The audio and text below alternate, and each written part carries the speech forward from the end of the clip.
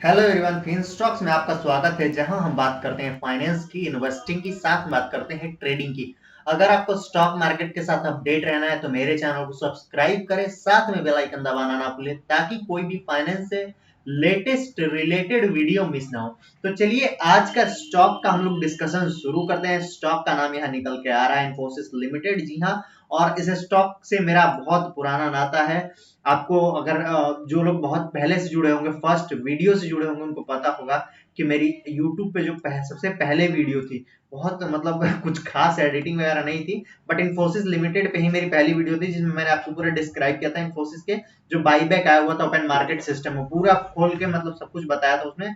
अभी इस स्टॉक की जो ये वाली वीडियो है इसमें पूरा बाई करे या सेल करे, क्या करे, और दो पॉइंट ऑफ व्यू आपको दूंगा। एक तो जैसे हर वीडियो में आपको बताता हूं कि अगर आप ट्रेडर हैं तो आपको क्या करना चाहिए, अगर आप इन्वेस्टर हैं तो आपको क्या करना चाहिए। दोनों पॉइंट ऑफ व्यू आपको एकदम बारीकी से बताऊंगा। तो अगर आप इन्वेस्टर हैं तो इस वीडियो को अभी से वॉच कीजिए। क्यूरियोसिटी से पहले इन्वेस्टर्स के पॉइंट ऑफ व्यू से बात करना चाहूंगा। स्टॉक की अगर अभी देखें तो करंटली अगर ऑल टाइम हाई देखें तो 1953 यानी लगभग लगभग 2000 में 47 पॉइंट कम ये स्टॉक का रहा है यहाँ पे ऑल टाइम हाइज, जो कि 17 जनवरी को इसने लगाया था इस स्टॉक ने। ठीक है, अब बात करें यहाँ पे लोवेस्ट लेवल की तो 1728 आज था और 1768 रुपए यहाँ पे टॉप बनता है। 1765 पे ओपन होता है। 1785 का प्रीवियस क्लोजिंग था, यानी लो लेवल पे ओपन होता है और स्टॉक थोड़ा सा हल्का सा मोमेंटम 3 रुपए का दिखाकर फिर लोवेस्ट लेवल पे चला जाता है। 1734 पे क्लोजिंग देता है, एग्जैक्ट क्लोजिंग बोले तो 1736 रुपए 80 पैसे। यहाँ पे अगर देखेंगे तो एक बाइंग ऑर्डर हमें देखने को मिल रहा है। उसके बाद अगर नीचे यहाँ पे देखना चाहेंगे वॉल्यूम, तो वॉल्यूम की उतनी जानकारी यहाँ पे नहीं मिल रही है, तो उसके लिए हम मनी कंट्रोल का रेफरेंस लेंगे आगे। चलिए अब हम देखते हैं, न्यूज कवर करते हैं, उसके बाद एक एक फाइनेंशियल पॉइंट बताऊंगा आपको कि क्यों इस स्टॉक में हमें गिरावट देखने को मिले। तो पहला तो यहाँ जो पॉइंट निकल के आ रहा है कि आप देख सकते हो यहाँ पे क्लियर कट निफ्टी जो है वो गिरी हुई है 2.66%। तो निफ्टी ही जब इतने तगड़े लेवल से गिरेगी तो निफ्टी के स्टार परफॉर्मर जो है वो भी गिरेंगे, ये तो लाजमी सी बात है। और इन्फोसिस भी वन ऑफ देम है। ठीक है, इन्फोसिस भी आउट परफॉर्मर रहा है निफ्टी का पिछले साल के मुकाबले, अगर यानी 1 जनवरी 2021 हम लोग देखें तो। अब आते हैं यहाँ पे, पहले हम लोग आज देख लेते हैं क्या हुआ है निफ्टी में। तो यहाँ पे निफ्टी जनवरी future traded at premium India VIX spurts 21%, यानी इंडिया विक्स जो देख सकते हो, इंडिया विक्स क्या है, ये एक वोलाटिलिटी इंडेक्स है जो कि डर के माहौल को दिखाता है, यानी स्टॉक मार्केट में कितनी पैनिक सेलिंग हुई है, ब्रूटल सेलिंग हुई है और पैनिक कितनी बनी हुई है।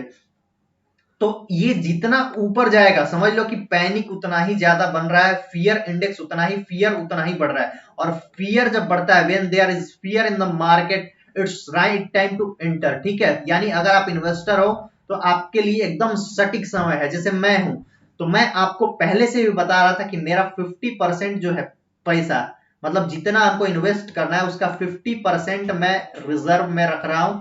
और अभी भी जितना मेरे पास है 50%, उसका मात्र 50% अभी के लेवल पे इन्वेस्ट करूंगा, या फिर 75%। उसके बाद भी मैं 25% कैश लेके चलता हूं। क्यों?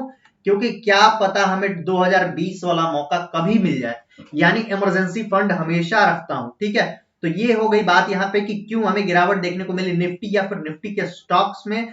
तो हमारा विक्स जो डर का लेवल है वो बढ़ चुका है। डर का लेवल बढ़ने के मामले में अगर मैं बात करूं आपको, तो आपको डायरेक्टली अगर यहाँ पे लेकर आऊं निफ्टी का डेटा दिखाऊंगा, यहाँ पे लोड हो जाए डेटा। अब हम आते हैं दूसरा दूसरा जो है न्यूज निकल कर will continue to see large global market open more of sourcing of soaring opportunities. Infosys और इसके मैनेजरियल लेवल के पर्सन ने क्या कहा कि जो यहाँ पे इनके साथ अपॉर्चुनिटी है, यानी ऑफशोरिंग दो वर्ड होता है, कीवर्ड होता है कॉर्पोरेट लाइन में, अगर कोई होगा तो उसको पता होगा। एक होता है ऑनशोर, एक होता है ऑफशोर। अगर कोई जॉब करते हैं तो उनको पता होगा। जैसे मान लीजिए एक कंपनी थी, कंसल्टिंग फर्म है, अकाउंटिंग के रिलेटेड, मैं अकाउंट से जुड़ा हूं तो मुझे पता है, वो ऑफशोर काम करती है। और उनका काम है, जैसे आपको पता होगा टेक्सास जो अमेरिका में जगह है, वहां पे एक कंपनी है कुरियर से रिलेटेड कंपनी, उनके लिए वो काम करते हैं। तो उनकी सारी अकाउंटिंग इंडिया में होती है, लेकिन वो कंपनी कहां पे है, तो वो कंपनी है टेक्सास में। टेक्सास में होने की वजह से भी, और ये काम कहां पे हो रहा है, इंडिया में हो रहा है, यानी कि वो ऑफशोर की वो कंपनी जो इंडिया में अभी कंपनी अकाउंटिंग कर रही है वो क्या है, वो ऑफशोर है। तो वो अपॉर्चुनिटी इसके लिए अभी लार्ज ग्लोबल लेवल पे, ग्लोबल मार्केट में अभी ओपन है और बढ़ेगा ही बढ़ेगा। ठीक है, अब चलते हैं दूसरे सेगमेंट में बात कर लेते हैं, यानी कि कोविड-19 पैंडेमिक का जितना सिचुएशन सिनेरियो बनेगा उतना इनके लिए ऑफशोर अपॉर्चुनिटी बढ़ेगी। ऑफशोर अपॉर्चुनिटी में क्या होगा, वर्क फ्रॉम होम होगा, इनका बहुत सारा कॉस्ट कटिंग होगा जिससे कि प्रॉफिटेबिलिटी पे इम्पैक्ट पड़ेगा। ठीक है, अब आते हैं यहाँ पे अगला जो यहाँ न्यूज निकल के आ रहा है, ये भी काफी मतलब अभी मेरे हिसाब से अगर एक इन्वेस्टर है उसके लिए बहुत ही अच्छी न्यूज है। By Infosys with the target of 2299, यानी कि लगभग 2300 का टारगेट है जियोजीत फाइनेंशियल सर्विसेज ने दिया है। Geojit is bullish on Infosys and has recommended by rating on the stock with the target price of 2299, यानी कि 2300 रुपए में 1 रुपया कम। ठीक है, ये एक अच्छी अपॉर्चुनिटी है। ठीक है, अब यहाँ पे किसके लिए बात होगी, ये बात होगी इन्वेस्टर्स के लिए। एक और बात यहाँ पे दिखाना चाहूंगा जो मैं मेनली आपको दिखाना चाह रहा था कि देख लो यहाँ पे कितनी भारी भरकम सेलिंग हमें देखने को मिल रही है मिड कैप में। लगभग 4% मिड कैप टूटा है, निफ्टी नेक्स्ट 50 भी 4% टूटा हुआ है। ये सब यहाँ पे जो ये सब जनरेट हुआ है ना, और ये इसका मेन रीजन क्या है, मेन रीजन है विक्स का बढ़ना। और विक्स अभी 23 के ऊपर गया हुआ था, आज अगर विक्स 25 के ऊपर चला जाएगा तो हम इन्वेस्टर्स यानी जो मेरे जैसे लोग हैं जो कि अपना पैसा बचा के रखते हैं उनके लिए अपॉर्चुनिटी बहुत तगड़े लेवल से खुलने वाली है और पैसा सारा कैश बचा के रखो।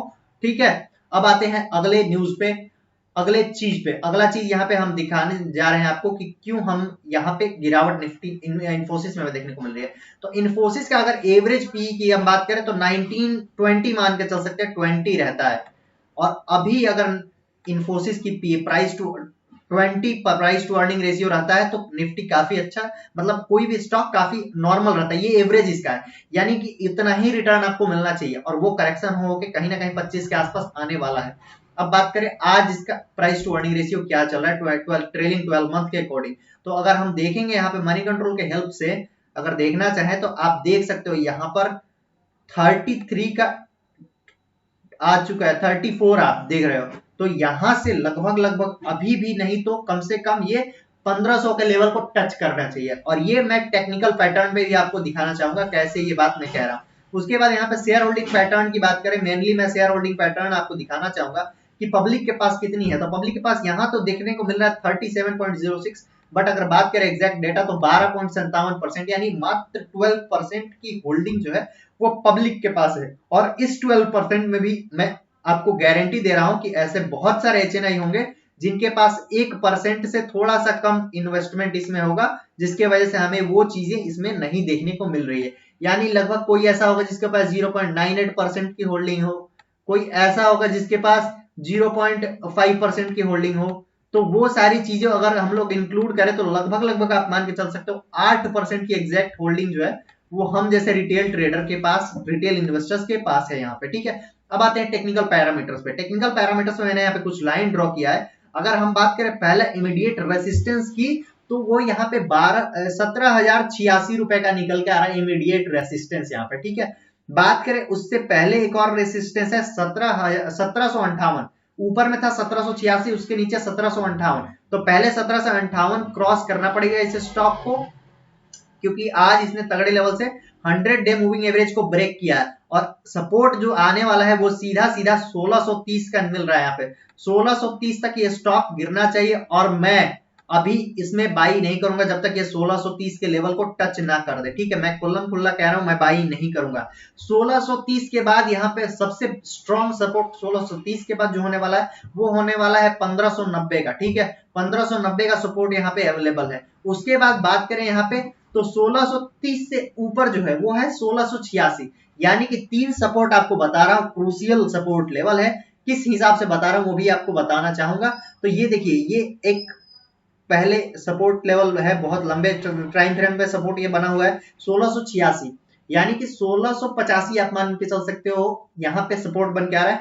दूसरा जो है ये यहाँ पे पहले रेसिस्टेंस का काम कर रहा था जो है 1590 का, वो भी यहाँ पे एक सपोर्ट बन के आ रहा है। तो 2 सपोर्ट आपको बता दिया।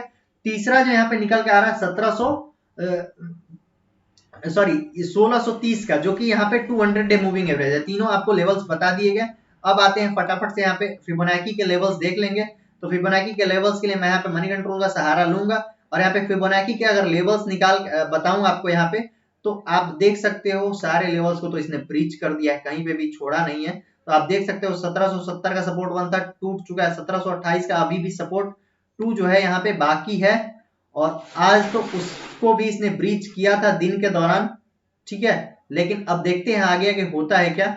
दूसरा चीज अगर बात करें तो 1660 का यहाँ पे सपोर्ट 3 निकल के आ रहा है, जहां पे मैंने बताया 1700 सॉरी 1700 यहाँ पे एग्जैक्टली ये क्या डिलीट, यस एग्जैक्टली वेट, जी हाँ अब यहाँ पे हम लोग फ्री हो चुके हैं, अब ड्राइंग नहीं होने वाली है। तो यहाँ पे देख सकते हो आप जो सपोर्ट फिबोनाची के अकॉर्डिंग जो 1660 का लेवल निकल के आ रहा है, और मेरा यहाँ पे 1630 का लेवल निकल के आ रहा है। 1686 और 1630 के बीच में एक और यहाँ पे फिबोनाची सपोर्ट लेवल बन के आ रहा है। हालांकि इसमें गिरावट होने की वजह से आप देख सकते हो आरएसआई इंडेक्स भी वीक जोन में पहुंचने ही वाला है, तो वहां से हमें और एक गिरावट लगभग आपको देखने की लाजमी बन जाएगी। अब क्या करना है इसमें, अब अगर ट्रेडर थे आप तो आपका स्टॉप लॉस हिट हो जाना चाहिए इस लेवल पे, जो यहाँ पे 1748 का लेवल यहाँ पे दिख रहा है, और 1750 का क्रूशियल लेवल अगर नहीं हिट हुआ मतलब आप ट्रेडर नहीं हो, इन्वेस्टर हो। इन्वेस्टर्स के लिए मैंने एक एक पॉइंट बता दिया। आज के लिए इतना ही, मिलेंगे फिर किसी नए वीडियो में, तब तक बाय बाय, टेक केयर, सब खैर, अपना ख्याल रखें, अपना ख्याल रखें। जय हिंद, जय भारत।